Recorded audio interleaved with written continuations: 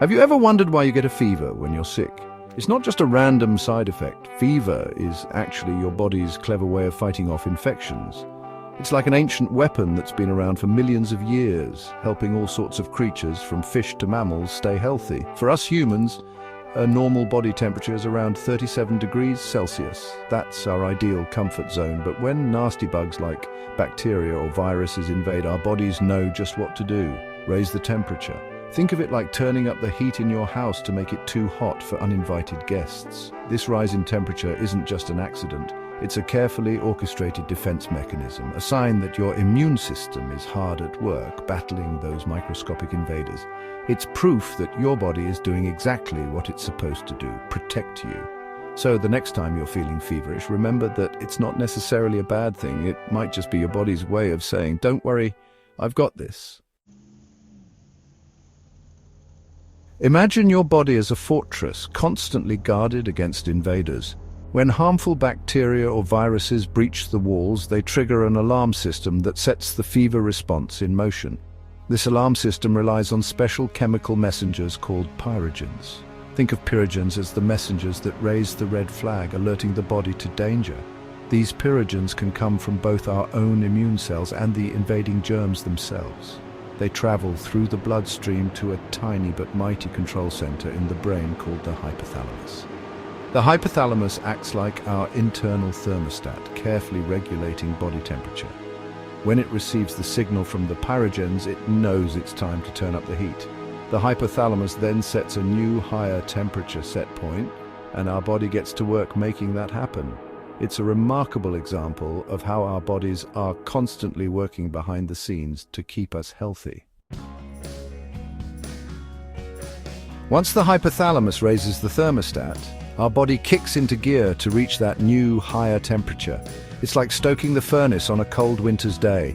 One of the first things you might notice is shivering. Those involuntary muscle contractions are actually a clever way of generating heat.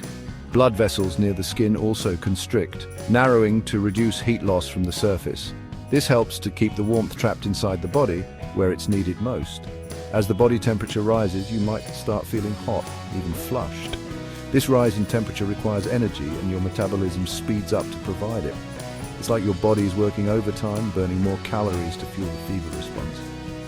All of these changes, from shivering to sweating, are signs that your body is working hard to create an environment that's less hospitable to those pesky invaders. It's a powerful illustration of how our bodies are constantly adapting and responding to challenges. Section 4, Fever's Fiery Arsenal, Battling Infection. So, how exactly does a higher temperature help fight off infection? Well, think of it this way: most germs thrive at our normal body temperature. It's their comfort zone. But when the fever kicks in, it creates an environment that's less hospitable for them. It's like turning up the thermostat in your house to get rid of unwanted pests. The heat slows down the replication of many bacteria and viruses, making it harder for them to multiply and spread. It's like putting the brakes on their growth, giving your immune system a fighting chance to catch up.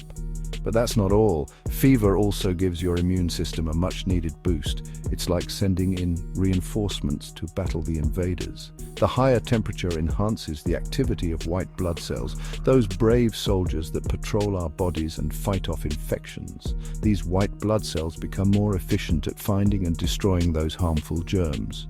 It's a powerful example of how our bodies have evolved to use even seemingly uncomfortable experiences to our advantage. Section 5. Fighting fire with fire. The role of anti-fever meds. When a fever strikes, it's only natural to reach for those over-the-counter remedies that promise to bring down the heat. Medications like paracetamol and ibuprofen are readily available and effective at reducing fever. They work by interfering with the production of prostaglandins, those chemical messengers that tell the hypothalamus to turn up the heat.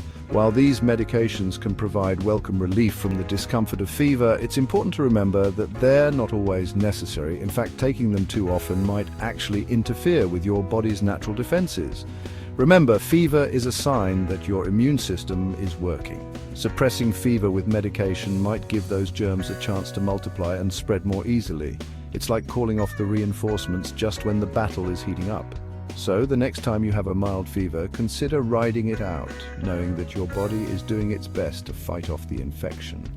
Of course, if you have any concerns or if your fever is particularly high, it's always best to err on the side of caution and consult your doctor. Section 6. When to phone a friend seeking medical help.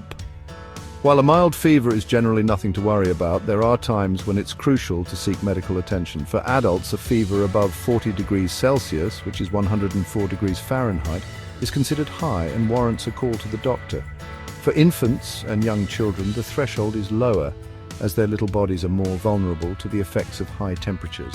It's also important to pay attention to other symptoms that accompany the fever. If you experience a severe headache, stiff neck, confusion, difficulty breathing, or a rash, don't hesitate to seek medical attention immediately. These could be signs of a more serious condition that requires prompt treatment. Remember, it's always better to err on the side of caution when it comes to your health. Don't be afraid to reach out to your healthcare provider if you have any concerns or if your fever is causing you significant discomfort. They can assess your symptoms, determine the underlying cause, and recommend the most appropriate course of action. Section 7. Fever, a complex ally. Fever, that ancient defense mechanism, is a testament to the remarkable complexity and resilience of the human body. It's a reminder that even seemingly unpleasant experiences like feeling feverish can serve a vital purpose. While we may never fully unravel all the intricacies of the fever response, one thing is clear: it's a powerful ally in our ongoing battle against infection. As scientists delve deeper into the complexities of fever, we're gaining a greater appreciation for its nuanced role in immunity. We're learning that the decision to suppress fever should be made on a case-by-case basis, carefully weighing the potential benefits and drawbacks. The next time you experience a fever, take a moment to marvel at your body's intricate defense system in action. Remember, fever is not the enemy. It's a sign that your body is working hard to protect you. By understanding how fever works and when to seek medical attention, we can be empowered to make informed decisions about managing this natural and often beneficial response.